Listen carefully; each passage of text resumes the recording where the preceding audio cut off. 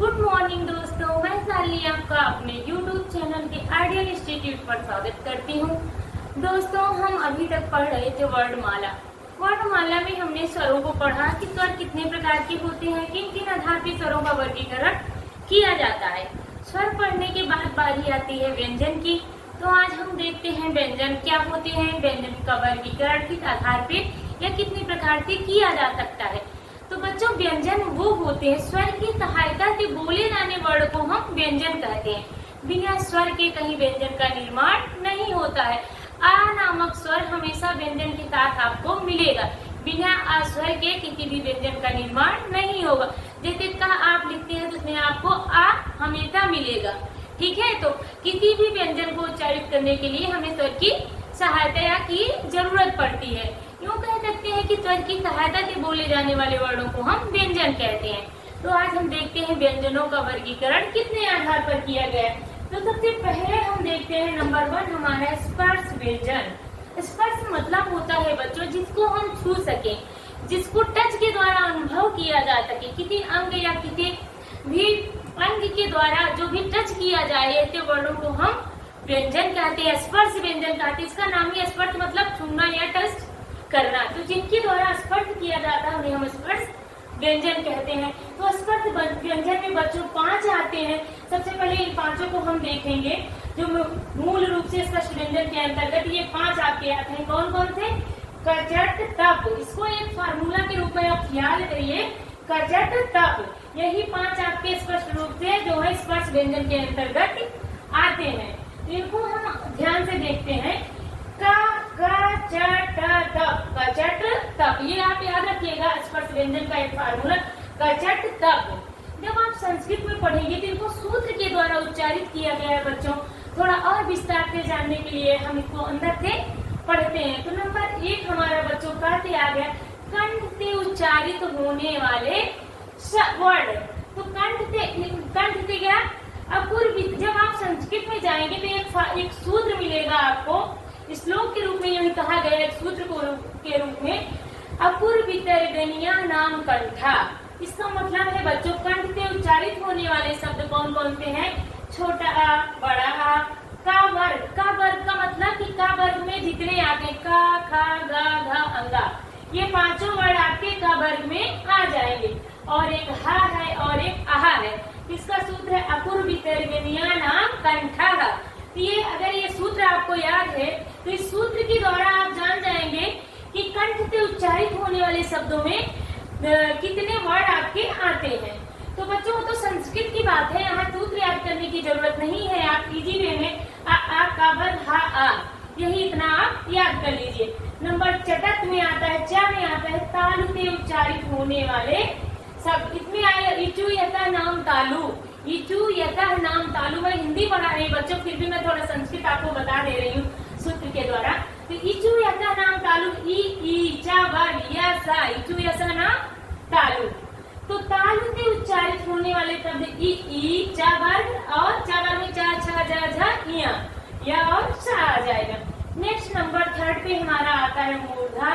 तो मूर्धा में कौन कौन से आते हैं? री, ता वर्ग और रा और शा आता है। फिर नेक्स्ट हमारा आता है ता।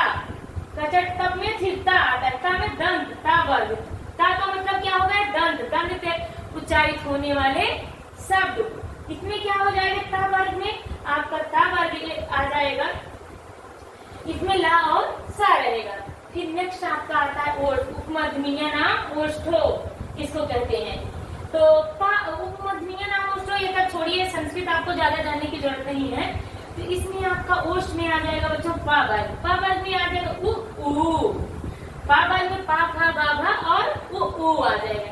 नंबर 6 1 2 3 हम और ले लिए हैं एक्स्ट्रा आपको बताने के लिए, जो कि बाद में है लेकिन अभी मैं आपको बता दे रही हूँ। तो ये हमारा जो नंबर 6 में मैंने लिखे दंत ओष्ठ। तो इसमें दंतोष्ठ में वकारस्थ दंतोष्ठ है। जब दंतोष्ठ आपका पूछा जाएगा तो वह शब्द पूछेगा कितने आएगा, तो आप बताएंगे दंतोष्ठ में। एग्जाम में बच्चों ये पूछा जाता है ता आपका किस वर्ग में आएगा, तो दंत में आएगा। री पूछ लिया तो आपको मूर्धा बताना पड़ेगा। रा पूछ लिया तो भी आपको मूर्धा बताना पड़ेगा। जब ये आपको याद रहेगा तभी आप इसको बता पाएंगे। तो मान लीजिए वह पूछ लिया, वह पूछेगा कि वह दंतोष्ठ है कि कंठ तालु है कि कंठ ओष्ठ है, तो क्या आप बताएंगे कि वह हमारा दंतोष्ठ है। नेक्स्ट आता है हमारा कंठ तालु। तो कंठ तालु में इसको याद करने का एक छोटा सा फार्मूला हम बता रहे हैं आपको, जितने मैंने याद किया हो।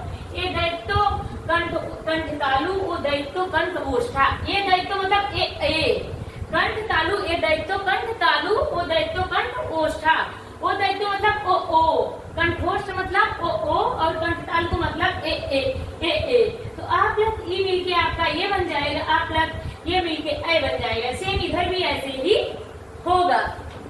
तो ये हमारी रही बात। इस पर आगे हमारा जो था व्यंजनों के वर्गीकरण में स्पर्श व्यंजन हमने पढ़ा। नेक्स्ट हमारा आता घोषत्व के आधार पर वर्गीकरण।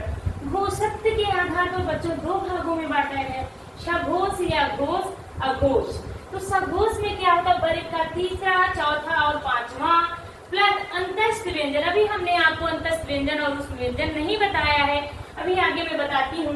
अंतस्थ व्यंजन में या लावा आएगा और सभी स्वर प्लस जब आप सघोष पढ़ेंगे बच्चों, इसमें ऊष्म व्यंजन का एक वर्ड आएगा जो कि हा है। इसको विशेष ध्यान रखिएगा क्योंकि एग्जाम में पूछ लेता है कि हा कितने आता है। क्योंकि ये ऊष्म व्यंजन में आता है लेकिन इसे हम घोष में सम्मिलित कर लिया गया है, इसलिए इसको हा को विशेष रूप से आप लोग ध्यान रखिएगा। वर्ग का तीसरा, चौथा, पांचवा प्लस अंतस्थ व्यंजन यारा लावा प्लस ऊष्म व्यंजन हा, देन और सभी स्वर आपके आएंगे। देन बात करते हैं हम अघोष की। अघोष व्यंजन में हर वर्ग का पहला और दूसरा वर्ड, देन ऊष्म व्यंजन शाखा शा।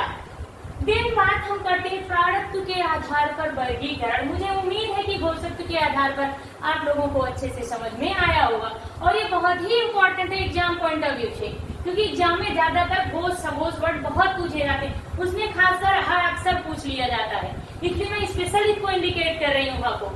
देन प्राणत्व के आधार पर बच्चों होता है अल्प प्राण और महाप्राण। तो पूछ लेता है अल्प प्राण में कौन कौन से अक्षर आते हैं, कभी कभी सारे अक्षर दे देता है, तो उसमें से पहचान करना होता है। तो सबसे पहले 1, 3, 4, 5 135 अंतर अल्प के लिए आप 135 याद रखिए एक ट्रिक। इसमें 135 अंतस्थ व्यंजन, अंतस्थ में क्या आ जाएगा आपका यारा लावा आपका अंतस्थ व्यंजन में 4 वर्ड आते हैं प्लस सभी स्वर आ जाएंगे। अल्प प्राण में आपके 135 अंतस्थ व्यंजन और सभी स्वर आ जाएंगे। फिर बात हम करते हैं महाप्राण की। महाप्राण में आपका हर वर्ग का दूसरा और चौथा अक्षर आएगा, दूसरा और चौथा अक्षर आएगा, जैसे दूसरे में खा और घा आएगा। देन ऊष्म व्यंजन में सा खा सा खा, ये आपके ऊष्म व्यंजन महाप्राण में ये आपके सारे आएंगे। तो प्राणत्व के आधार पे भी समझ में आया होगा। अब आगे हम बात करते हैं बच्चों अंतस्थ व्यंजन की। तो नेक्स्ट हमारा आता है बच्चों अंतस्थ व्यंजन। अंतस्थ व्यंजन में कौन कौन से आपके वर्ड आते हैं, या रा ला वा। अब इन या रा ला वा में हम देखते हैं क्या क्या होता है। तो जब अंतस्थ व्यंजन की बात करेंगे, पूछेगा अंतस्थ व्यंजन में कौन कौन से आपके वर्ड आते हैं, तो या रा ला वा। देन या और वा आपके क्या है, अर्ध स्वर है। कभी कभी पूछ लेता है पूर्ण स्वर, अर्ध स्वर, मात्रिक स्वर, यही पूछेगा। जैसे दे देगा या वा या मा रा, इसमें पूछ लेगा अर्ध स्वर कौन है, या तो या देगा या तो वह देगा, फिर और कई वर्ग का अक्षर इसमें डाल देगा। तो ये ध्यान रखिएगा बच्चों, या वा आपका क्या है, अर्ध स्वर है। मैंने अभी पढ़ाया भी था पिछले वीडियो में, वकारस्य दंतोष्ठा, इसी में वकार से आता है। कभी कभी दंतोष्ठ में भी उसको पूछ लेता है, इसलिए वहाँ वैसे मैंने लिखवाया था। या और वा को अर्ध स्वर में गिना जाता है। देन आपका आता है लुंठित, पूछ लेता है रा किस में आता है, तो लुंठित में, और ला आपका पार्थिविक में। अब बच्चों इसको याद करने का पार्थिविक व्यंजन, ला आपका लुंठित व्यंजन, इसको याद करने के लिए आप ध्यान में रखिएगा बच्चों कि ला आपका जो है पार्थिविक व्यंजन होगा। कैसे होगा पार्थिविक व्यंजन, ला है तो इसमें रा ध्यान रखना। अगर पार्थिविक पूछ रहा है तो जान लीजिए जिसमें रा लगा है उसका आंसर ला होगा और जिसमें ला है उसका आंसर रा होगा। ये आपको याद करने की मैं ट्रिक बता रही हूँ कि जहाँ ला लिखा है, लुंठित लिखा है, उसमें रा लगा दीजिएगा, जहाँ रा लगा है उसमें ला लगा दीजिएगा। ये चीज ध्यान में रखेंगे तो लुंठित और पार्थिविक याद करने में कोई दिक्कत नहीं होगी। नेक्स्ट हमारा आता है ऊष्म संघर्षी व्यंजन। ऊष्म संघर्षी व्यंजन में बच्चों सा ख ता ह ये वर्ड आपके आते हैं चारों। सा, इस सा को हम ताला भी सा बोलते हैं, इसको हम मूर्धा बोलते हैं, इस सा को हम दंतमूली सा बोलते हैं, और जो हा है हमारा कंठ से उच्चारित होने वाले शब्द इसमें आते हैं। ये सघोष और महाप्राण दोनों के अंतर्गत ही आता है। नेक्स्ट बच्चों हमारा और इसमें है एक दो चीजें बची हुई हैं, हम उसको आपको बता दे रहे हैं। उच्छिष्ट व्यंजन एक आता है हमारा, उच्छिष्ट व्यंजन, उच्छिष्ट व्यंजन। तो उच्छिष्ट व्यंजन में हमारा क्या आता है बच्चों, उच्छिष्ट कंपित या लुंठित व्यंजन। उच्छिष्ट व्यंजन में ड और ढ आता है। तो जितने हमारी एक आता है आपका उच्छिष्ट व्यंजन पूछ लिया जाता है। उच्छिष्ट व्यंजन क्या होते हैं, जो हमारे वर्णमाला के अलग से शब्द दो वर्ड आए हुए हैं, इनको आगत भी हम कहते हैं। उच्छिष्ट व्यंजन को प्रकंपित व्यंजन भी कहते हैं, ताड़नाद भी कहते हैं, इसके कई नामों से हम जानते हैं।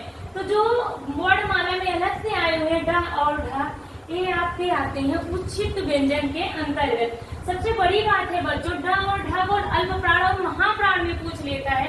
तो आप ध्यान रखिएगा कि जब ड को पूछेगा तो आप इसको अल्प प्राण में रखेंगे, और जब ढ पूछेगा तो महाप्राण में रखें।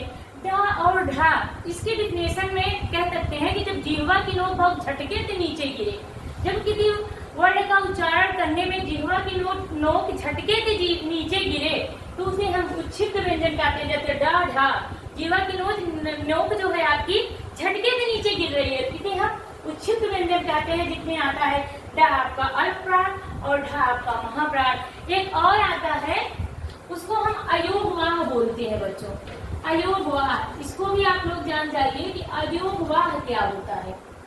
अयोगवाह पूछ लेता है तो ये आपके जो अनुस्वार और अनुनासिक होता है, अयोगवाह के अंतर्गत विसर्ग और क्या आता है, विसर्ग और अनुस्वार और अनुनासिक, अनुस्वार आता है। ठीक है, ये जो ऊपर लगा होता है और विसर्ग का सिंबल ए होता है। तो अयोगवाह में संस्कृत में तो 4 होते हैं, लेकिन हिंदी में आपके अयोगवाह मूल रूप से विसर्ग और अनुस्वार ही होते हैं।